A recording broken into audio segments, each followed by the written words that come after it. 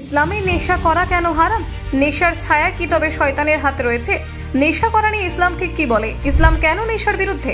পবিত্র কোরআনে রয়েছে নেশার বিধান। এই নিষেধাজ্ঞার গভীরতা কতটা? নেশা করা নিয়ে ইসলাম কিভাবে সতর্ক করে দিয়েছে আগে থেকেই জানুন। ইসলাম ধর্মে নেশা করার ব্যাপারে যে দৃষ্টিভঙ্গি রয়েছে তা অত্যন্ত কঠোর এবং স্পষ্ট। ইসলাম একটি পূর্ণাঙ্গ জীবন ব্যবস্থা, যেখানে মানুষের চিন্তা, কাজ, খাদ্যাভ্যাস ও পারিপার্শ্বিক আচরণের ওপর নির্দিষ্ট দিক নির্দেশনা দেওয়া হয়েছে। এই ধর্ম মানুষের বিবেক, বুদ্ধি ও নৈতিক শক্তিকে সংরক্ষণ করতে চায়, আর এই কারণেই ইসলাম এমন এক বস্তু গ্রহণের অনুমতি দেয় না যা মানুষকে সেই আত্মনিয়ন্ত্রণ ও নৈতিক ভারসাম্য থেকে বিচ্যুত করে দেয়। নেশা ঠিক সেই রকমই একটি অভ্যাস যা মানুষকে আত্মবিধ্বংসীর পথে নিয়ে যায়। পবিত্র কোরআনে নেশা সম্পর্কে নির্দেশনা এসেছে কয়েকটি ধাপে। শুরুতে কোরআন মদের কিছু উপকারের কথা স্বীকার করলেও স্পষ্টভাবে জানিয়ে দিয়েছে যে এর ক্ষতির পরিমাণ উপকারের চেয়ে অনেক বেশি। পরবর্তী পর্যায়ে মুসলমানদের নামাজের সময় নেশাগ্রস্ত অবস্থায় না আসার নির্দেশ দেওয়া হয়, যাতে তারা বুঝে শুনে নামাজ পড়েন। এক পর্যায়ে চূড়ান্তভাবে ঘোষণা করা হয় যে মদ ও নেশা হচ্ছে শয়তানের কাজ এবং মুসলমানদের জন্য তা থেকে সম্পূর্ণভাবে বিরত থাকা অপরিহার্য। এই নির্দেশনা শুধু মদের ক্ষেত্রে প্রযোজ্য নয়, বরং যে কোনো বস্তু বা মানুষের জ্ঞান সজ্ঞান ধ্বংস করে বা অশান্তির কারণ হয় সবই ইসলামে নিষিদ্ধ। রাসূলুল্লাহ বহু হাদিসে নেশার বিরুদ্ধে কঠোর অবস্থান গ্রহণ করেছেন। তিনি বলেছেন, যা অধিক পরিমাণে নেশা সৃষ্টি করে তার অল্প পরিমাণও হারাম। এই হাদিসের মাধ্যমে পরিমাণও হারাম। এই হাদিসের মাধ্যমে বোঝানো হয়েছে, কেউ যদি ধারণ করে অল্প নিলে ক্ষতি নেই, তাও ইসলামে গ্রহণযোগ্য নয়।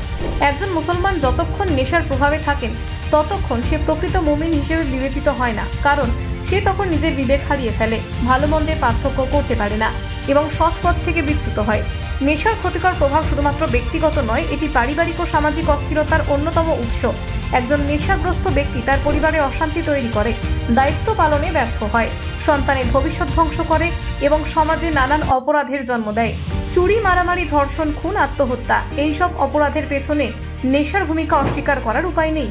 এই কারণে ইসলাম নেশাকে শুধু শরীর বা মস্তিষ্কের ক্ষতিকারক বস্তু হিসেবে দেখেনি, এটিকে এক প্রকার সামাজিক ব্যাধি ও নৈতিক দুর্বলতা হিসেবে চিহ্নিত করেছে।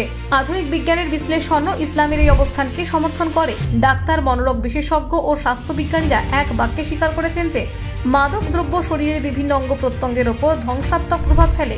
এটি যকৃত, কিডনি ক্ষয় করে, হৃদযন্ত্র দুর্বল করে, মস্তিষ্কে বিভ্রান্তি সৃষ্টি করে এবং মানসিক ভারসাম্য নষ্ট করে দেয়। সিগারেট বা ধূমপানও এর ব্যতিক্রম নয়। ইসলামে যেহেতু মানুষের জীবনের প্রতিটি দিক সুরক্ষিত রাখার জন্য গুরুত্ব দেওয়া হয়েছে, তাই এইসব ক্ষতিকারক উপাদানের ব্যবহারে আগেভাগেই সতর্কতা জারি করা হয়েছে। নেশা থেকে মুক্তি পাওয়ার পথও ইসলাম নির্দেশ করে দিয়েছে। প্রথমত, একজন মুসলমানকে আন্তরিকভাবে তওবা করতে হবে এবং আল্লাহর কাছে ক্ষমা চাওয়া উচিত। তওবা করার সঙ্গে সঙ্গে নিজের অভ্যাস পরিবর্তনের জন্য মনস্থির করতে হবে। নিয়মিত নামাজ, কোরআন তেলাওয়াত ও ভালো মানুষের সান্নিধ্য গ্রহণের ক্ষেত্রে সহায়ক হতে পারে। পাশাপাশি নেশা থেকে চিকিৎসা গ্রহণ, মানসিক সমর্থনের প্রয়োজনও হতে পারে, যা ইসলাম সমর্থন করে। একজন মানুষ যদি সত্যিকারের ভাবে পরিবর্তন চায় এবং আল্লাহর দিকে ফিরে আসে, তবে আল্লাহ তার পাপ মাফ করে দেন এবং তাকে নতুন জীবন শুরু করার সুযোগও দেন।